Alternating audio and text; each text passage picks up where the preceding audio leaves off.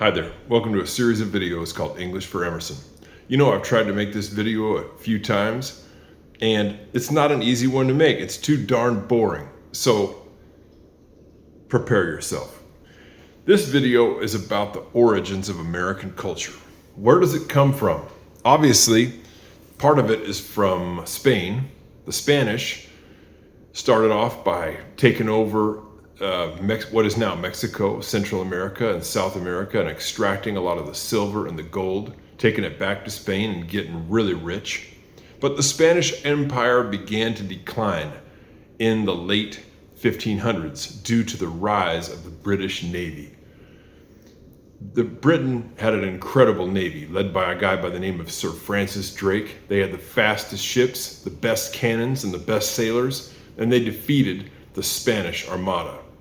And so, being the rulers of the high seas, it was natural that they were going to start colonizing what was left over. And what was left over, to a large extent, was North America, stretching from the area of what is now Florida all the way up the East Coast. Listen, it's very interesting. Why is American culture the way it is? That's what we're talking about in this video.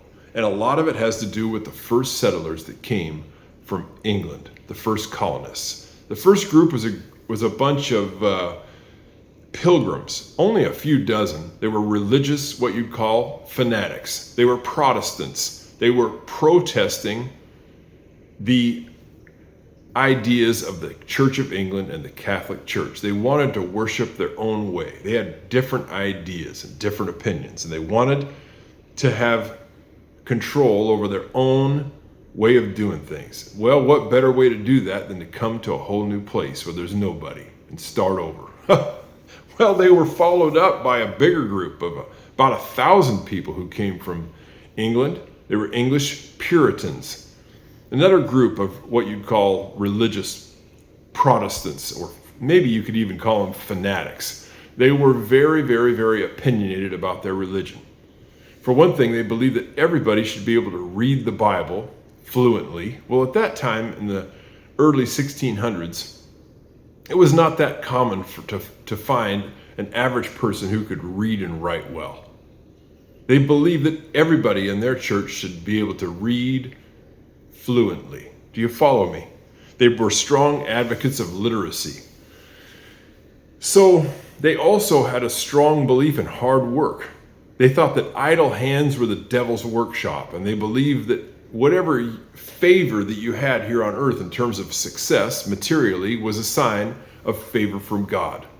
So they weren't people to sit around and just do not much. They were hard workers, these Puritans. And they formed businesses and built nice houses and built nice furniture and started this colony in what is now known as Boston, Massachusetts. It's a big town out in the Northeast.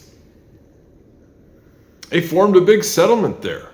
And their ideas about capitalism, about hard work, about local control, about education, about doing things your own way, and especially about American exceptionalism. I'll put that up on the screen, exceptionalism. They had this view that America was going to be this new shining city on the hill for the rest of the world to look up to in terms of how to do things, in terms of where things were going in the future. They had all these ideas, and they set up the first colony here in America, and naturally, whoever's first has a great deal of influence on how things go in the future. And the Puritans have had a huge influence on American culture. I'll put up some pictures of their churches. You see them around from time to time, these kind of old style churches that are little white churches with a tall steeple. Their message hasn't changed that much. They believe in hard work. They believe in local control. They believe that America has a divine mission here on earth. They believe in universal education for every child, paid for by the taxpayers. They also have a strong belief and morality and religion. And you see all these little tiny churches all over this country of different kinds of denominations. We got Lutherans, Presbyterians, Protestants, Pentecostals, Church of Jesus Christ, Nazarenes and Samaritans, and it just goes on and on and on. I'm telling you, I've been in a lot of places in this world now. You do not see in other places so many denominations. What does that mean? It means different divisions within the church of people wanting to do things their own way. Do you follow me where I'm going with this video? These people who originally settled North America were rebels. They had a rebellious streak. They came to a whole new country with no people, except for some Native Americans, to be able to live their own way, to have local control over what the government was going to do, what the schools were going to do, what the church was going to do. They believed in hard work.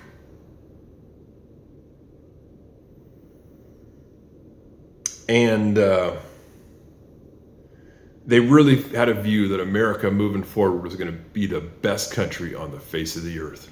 All of these qualities are things that are found in America to this day, these beliefs. And of course, things have changed a great deal because after the Puritans came, of course, people came from all over the world. America has people living in it from every country on the face of the earth. But the values of the Puritans, they still have a great deal of influence over our culture here in America today. And I just wanted to talk a little bit about where it all started and where it all came from. It really started with a bunch of religious fanatics from England. And we'll see you next time on English for Emerson. Bye-bye.